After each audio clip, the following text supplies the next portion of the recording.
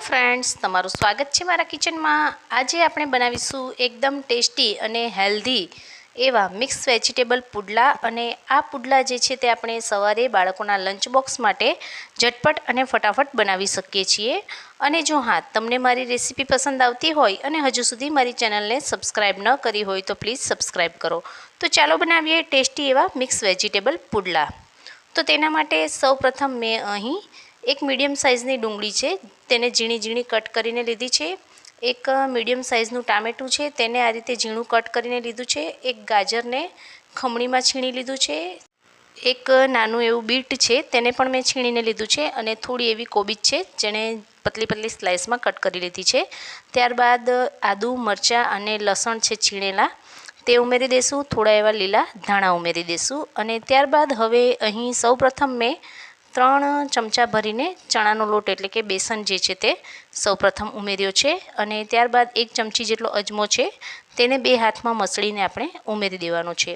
ત્યારબાદ હવે અહીં આપણે સ્વાદ પ્રમાણે મીઠું ઉમેરી દઈશું। અને ત્યાર પછી 1 ચમચી જેટલું ધાણા જીરું પાવડર અને ચપટીક જેટલી હળદર અને થોડો એવો ગરમ મસાલો છે તે ઉમેરી દઈશું। અને એક લીંબુનો રસ છે તેને અહીં ઉમેરી દઈશું। તો લીંબુનો રસ ઉમેર્યા બાદ હવે આ બધી વસ્તુને આપણે લોટ સાથે સૌપ્રથમ મિક્સ કરી લેવાની છે। તો આ રીતે બધી વસ્તુને સૌપ્રથમ આપણે લોટ સાથે એકદમ સરસ રીતે મિક્સ કરી લઈશું।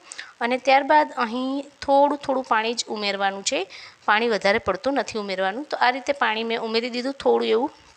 તો અહીં લોટ જે છે તે મને થોડો ઓછો લાગી રહ્યો છે, તો અહીં 2 ચમચા ભરીને ફરીથી લોટ જે છે તે ચણાનો લોટ મેં ઉમેર્યો છે। તો 2 ચમચા ભરીને ચણાનો લોટ ઉમેર્યા બાદ હવે બધી વસ્તુ એકદમ સરસ રીતે મિક્સ કરી દઈશું। અને ત્યારબાદ હવે થોડું પાણી ઉમેરીને આપણે પુડલાનું બેટર જે છે તે તૈયાર કરી લેવાનું છે। તો બેટરને આપણે અહીં બહુ પતલું નથી રાખવાનું, કારણ કે આપણે શાકભાજીનું પ્રમાણ જે છે તે વધારે લીધું છે અને લોટનું પ્રમાણ જે છે તે થોડું ઓછું રાખવું। તો આ રીતે આપણે બીટ ઉમેર્યું છે એટલે બેટર જે છે તે આ રીતે લાલ રંગનું જ થશે।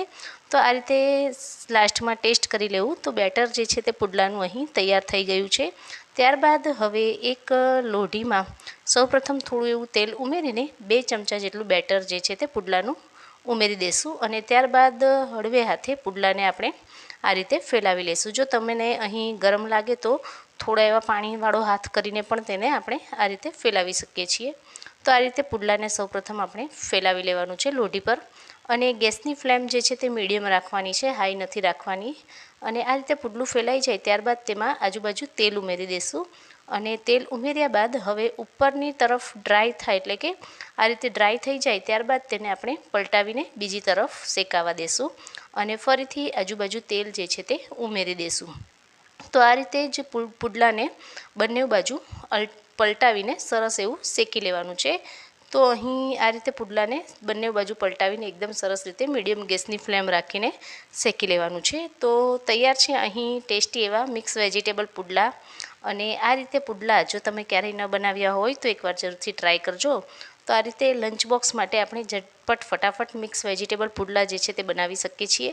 તો અહીં મેં મારા બાબાનું લંચ બોક્સ જે છે તે ભરી લીધું છે। અને પુડલાની સાથે અહીં 2 થી 3 ચમચી જેટલું દહીં ઉમેરી દઈશ। અને દહીંની ઉપર થોડો એવો ચાટ મસાલો જે છે તે ભભરાવી દઈશું। તો અહીં તૈયાર છે ટેસ્ટી અને હેલ્ધી એવું લંચ બોક્સ। અને આજની આ રેસીપી જો તમને પસંદ આવી હોય અને તમારા ફ્રેન્ડ લોકો સાથે જરૂરથી શેર કરજો। તો આજની આ રેસીપી જોવા બદલ તમારો ખૂબ ખૂબ આભાર। Thanks for watching.